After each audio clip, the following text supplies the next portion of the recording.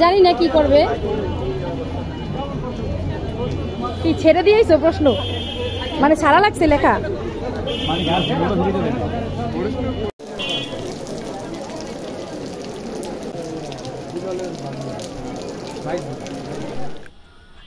Welcome back to my channel.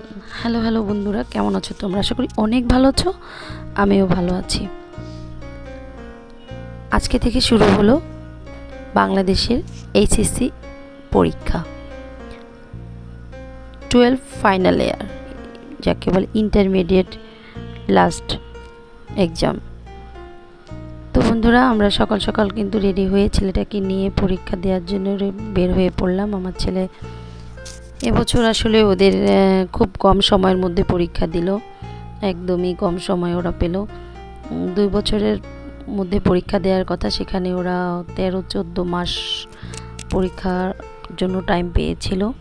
তো যতটুকু প্রস্তুতি তার মধ্যে দিয়েই পরীক্ষা দিতে বললাম এবং নিয়েও গেলাম। এক পর্যায়ে জোর করে দিতে চেয়েছিল না, তারপরও তো আমরা ঘর থেকে কিন্তু বেরিয়ে পড়েছি। একটা রিক্সা পেয়েছি, ছেলেটা বলল মা আমরা একসাথে যাব, আলাদা আলাদা যাব না। তো কিছু দূর যেতেই বৃষ্টি নেমে গেল। বাধ্য হয়ে ওর ছেলের বাবাকে রিক্সা থেকে নামিয়ে অন্য একটা রিক্সা আসতে বললাম। আমরা মা আর ছেলে কিন্তু এক রিক্সাতেই যেতে বলে, কারণ 3 জন রিক্সা উঠলে ভিজে যাচ্ছিলাম। তো যেতে যেতে দেখো এতটাই বৃষ্টি হয়েছিল, সব গার্ডিয়ানের কিন্তু এরকমই কষ্ট হয়েছিল। কি আর করা, পরীক্ষা যেতে তো হবেই। দেখি হাতে হাতে পাখা, বাতাস লো না, কত বুদ্ধি। হাতে হাতে পাখা, এই যে আমার হাতেও পাখা, কেউ ফেলবে না। সবার হাতে হাতে পাখা। আসলে কি এটা পাখা? আসলে এটা পাখা না, এটা হলো একটা কোচিং সেন্টারের অ্যাড না। দেখি ভাবি, সুন্দর, অনেক বুদ্ধি। হ্যাঁ, সবার হাতে একটা কাগজ দিয়ে যায়, একটু করে ফেলাই যায়। এইটা কেউ ফেলবে না। বাহ, ওই যে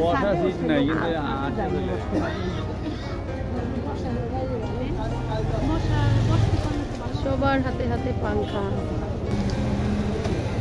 না না,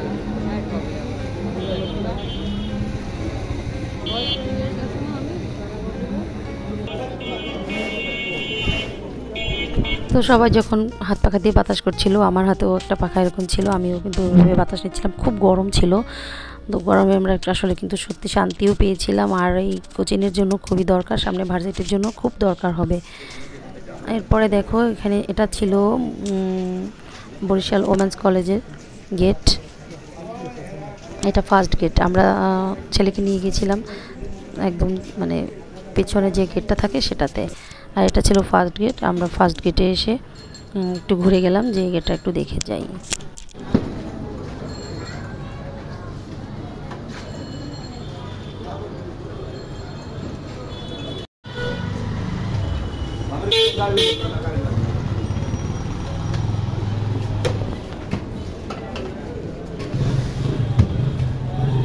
এই যে দড়া খাইয়ে গেছে, এনে দাঁড়াই দাঁড়িয়ে আইসক্রিম খাচ্ছে।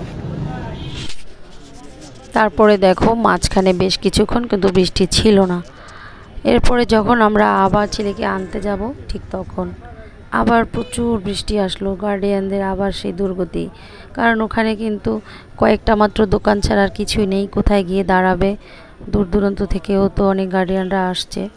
এত বৃষ্টি নামলো যে স্টুডেন্টরাও বের হচ্ছে ভিজে ভিজে, আর গার্ডিয়ানদের তো দুর্গতির সীমানাই ছিল না। তারপরও তো আসতে হবে ছেলেকে মেয়েকে নিতে। আমরা সবাই এভাবে করে দাঁড়িয়েছিলাম। এটাই হলো কথা, যে কতটা না কষ্ট করতে হয় একজন বাবা মাকে। অনেক সময় দেখা যায় যে অনেকে হয়তো মনেই রাখে না যে আমরা কিভাবে বড় হলাম, হয়তো এরকমই ভাবে যে আমরা এভাবেই বড় হয়ে গিয়েছি। আমরা চোখে দেখতে পাই যে এরকম অনেক ঘটনাই ঘটে, কিন্তু একজন বাচ্চার বড় হওয়ার পেছনে একটা পরিবারের অনেক দায়িত্ব থাকে, আর গার্ডিয়ানরা সেটা পূরণ করতে চেষ্টাও করে। এবং জানি না কি করবে, কি ছেড়ে দিয়েছো প্রশ্ন, মানে ছাড়া লাগছে লেখা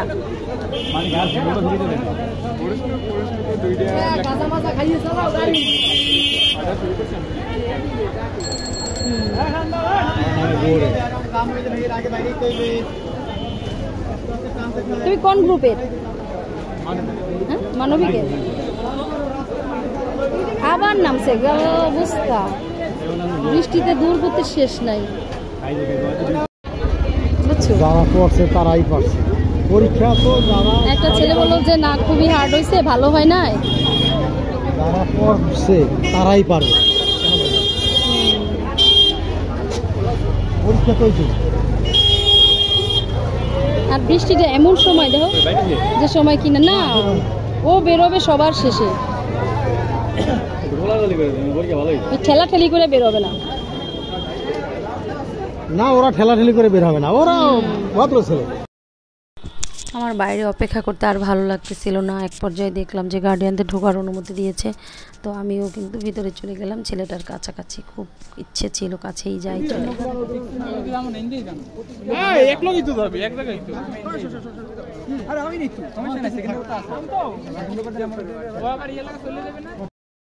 ফ্রেন্ডস, এই ছিল আমার আজকের ভিডিওটা। ভালো লাগলে একটা লাইক দিয়ে দিও, সাবস্ক্রাইব করে সুকন্যাস ফ্যামিলির সাথেই থেকো।